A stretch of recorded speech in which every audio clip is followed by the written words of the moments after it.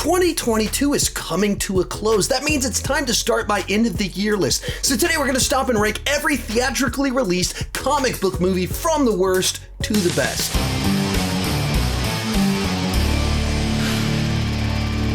Hi, my name is Sean and I love to talk about movies and TV way too much. With that in mind, go ahead and join me down below in the comments section. Share your ranking of all the 2022 comic book movies that you saw. My list isn't the right list, it's just my list, and I would love to see yours. With that said, today's video is brought to you by Factor. Decembers are jam-packed. You got the holidays, Christmas parties, and if you're me, 1,000 end of the year videos to make. Like the one you're watching right now. I don't have time to prep, cook, and clean fancy meals.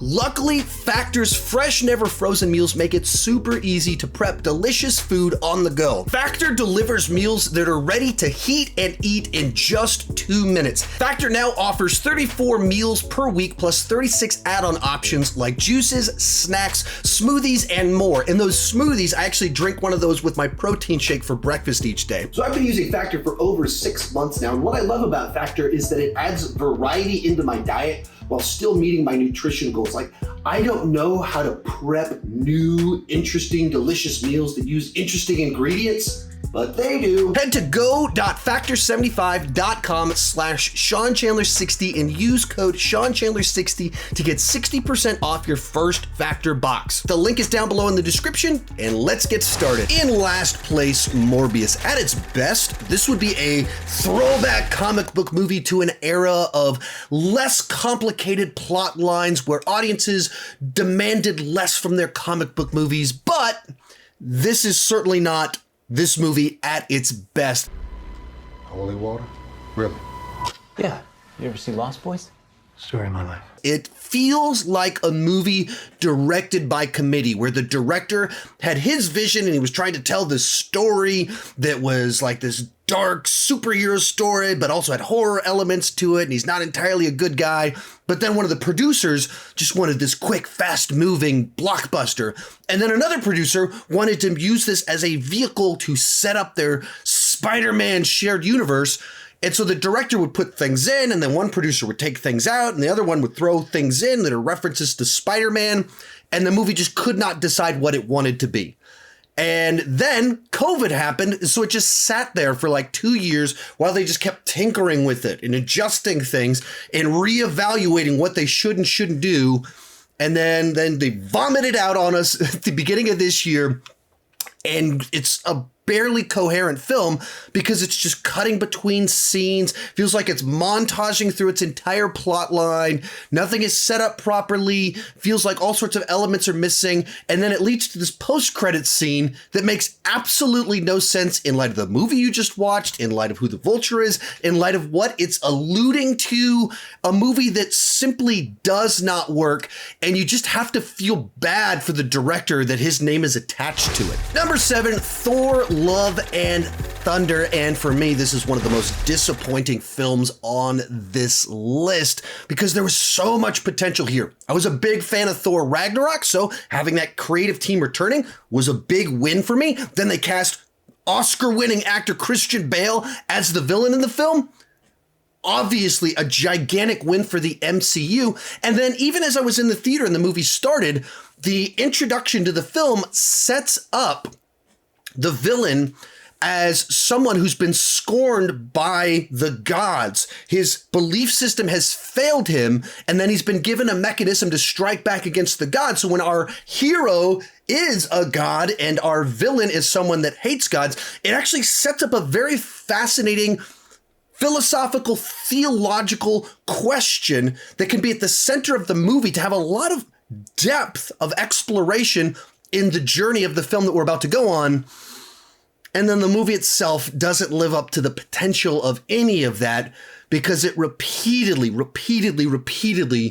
chooses to go jokey and undercuts all the dramatic tension for the sake of screaming goats, for the sake of Jean-Claude Van Damme split kicks. Here I am. It just treats everything as a joke, even though it had the material all set up, all in place to be something really special. The other odd thing in here is the movie clocks in at right at 2 hours. It's 10 minutes shorter than Thor Ragnarok, and it feels like they just decided to cut away and make the shortest, most streamlined version of the film, where they kept all the jokes in there, but trimmed away all the stuff that would make our villain more menacing. He's Gore the God Butcher, but we don't actually see him butchering gods.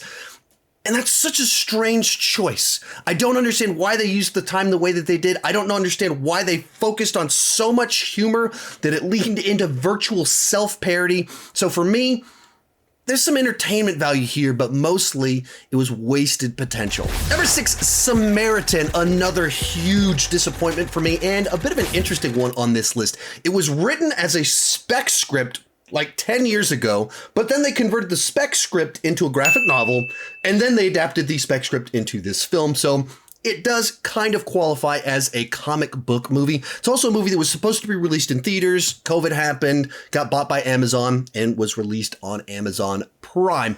But the reason I was excited for this film is because essentially it's an original superhero story starring Sylvester Stallone, one of my absolute favorites, and from the director of Overlord, this very cool Nazi zombie movie from about 4 years back. Put all that together, seemed like a movie perfectly designed for me. And even the premise of it about like a retired superhero that has to come back, reclaim his mantle. Really? I love all of that stuff. The actual movie itself, I don't think worked nearly as well as it should have. Where it's, if you've seen the movie, you probably know what I'm talking about with this, but the movie decides to focus in on mystery and intrigue and twists rather on character development. And so there's all these sorts of things where you're waiting for certain questions to be answered. And by choosing that path rather than just exploring the character himself of Samaritan, the characters came off very thin and the twist was really obvious. You kind of knew exactly where the movie was heading very early on in the film. So by the end of it, it didn't really work for me. It wasn't interesting enough. It was just kind of like, okay, it was nice to see Stallone in kind of a superhero role. That's about it. In 5th place, DC League of Super Pets. And there's a pretty significant gap between Samaritan and this film because I had fun with this movie. It's a nice family film that blends pet movies with superhero movies, mashes them together. And if you like animals and you like superheroes, it's a cute, charming blend of all the different tropes of both of those genres together. And I'm up. Okay, Crypto. We'll go for a walk. You get a pet trying to connect with his owner and the complications that come with that, but you also get superhero origin stories, boss fights, all that fun stuff. And as it is set within the DC universe, it's just jam-packed with all kinds of Easter eggs for the DC Comics canon, as well as just kind of little references to the movies themselves, in which case, when you put it all together as someone that likes animals, as someone that loves the DC characters, this was a fun time for me and a movie that I thoroughly enjoyed watching with my whole family. Number 4, Black Adam. Like Morbius, this feels like a throwback comic book movie from an era with less complex plots. But unlike Morbius, I felt like this movie actually worked and was entertaining.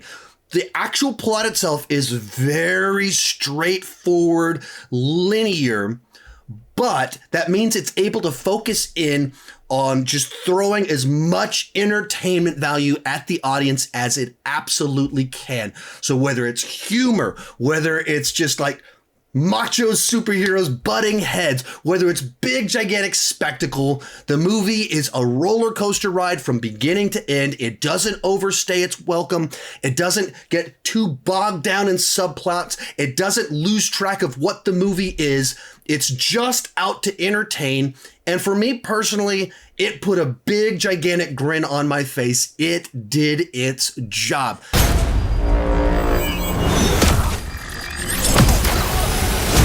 Is it the best comic book movie of the year? Clearly not. Is it the most complicated? No, it is not. Is it the most emotional? No, but it is different enough with its mythology, the nature of the Black Adam character. There are just enough right twists and turns in there, but most importantly, it keeps you entertained. Real quick before I give you my top 3, remember to share your ranking of the 2022 comic book movies down below in the comments section.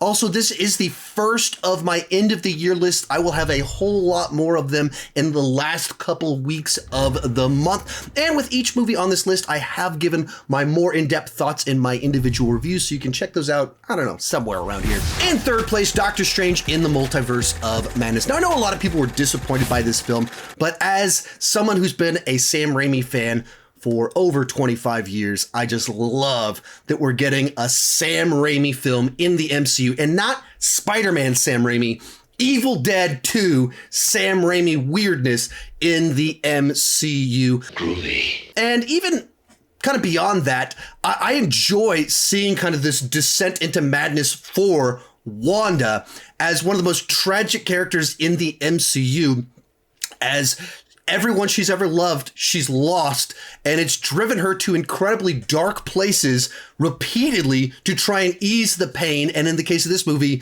she's gone full bonkers banana trying to track down her kids that don't even exist somewhere in the multiverse. Of course, there's just some fun when you're doing multiverse shenanigans.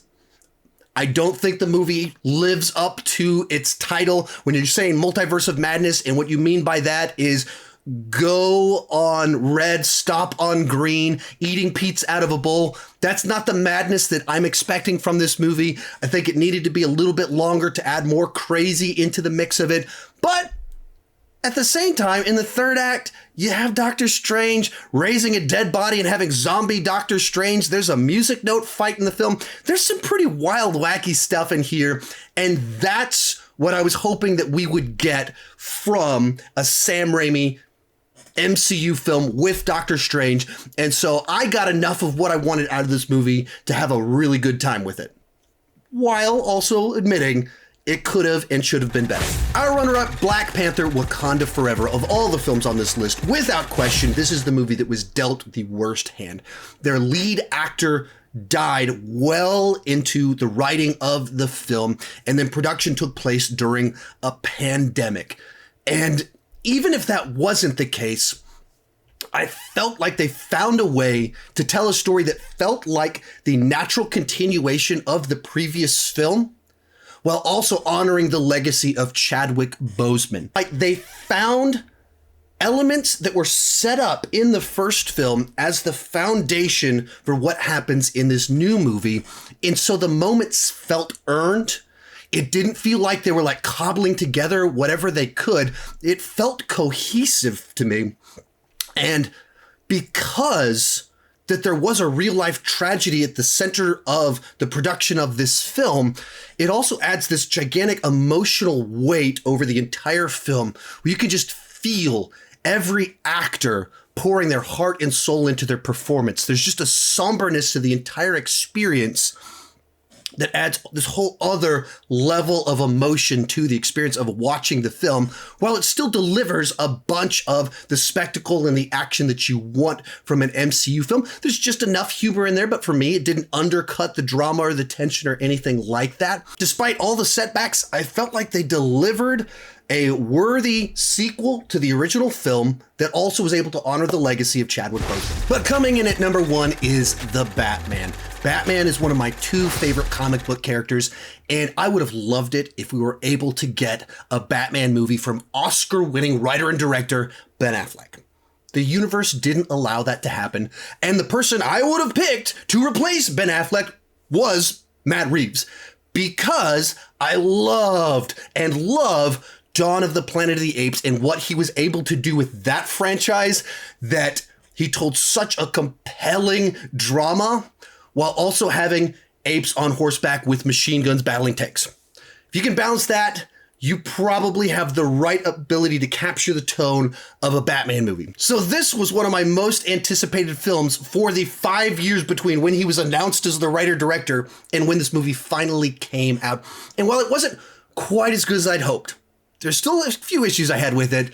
Still one of my favorite movies of the year, as well as obviously my favorite comic book movie of the year. And the reason for that is that it's the Batman movie I've been waiting for 20 years. It's a detective story. This is a powder keg, and Ritter's the match. Where it's Batman in the costume investigating a killer. It draws as much inspiration from Seven as it does from the comic books. You get this very fleshed out, lived in Gotham that feels like it has a long history of all these interesting cartoonish characters populating it. Whoa, take it easy, sweetheart. I love so much about this film. It is a little bit too long. It's structured a little bit odd, so it feels like it crescendos before the end of the film. But overall, I've been waiting for this movie for a long time. It got the tone, the vibe, a great, vicious new version of Batman. So it's my #1 comic book movie of the year. If you enjoyed this video, remember I've got more end of the year videos coming over the next few weeks. Also, if you want delicious meals that are fresh, never frozen, delivered right to your front door, check out Factor at the link down below in the description. Thank you so much for watching, and keep talking movies and TV too much. Bye-bye.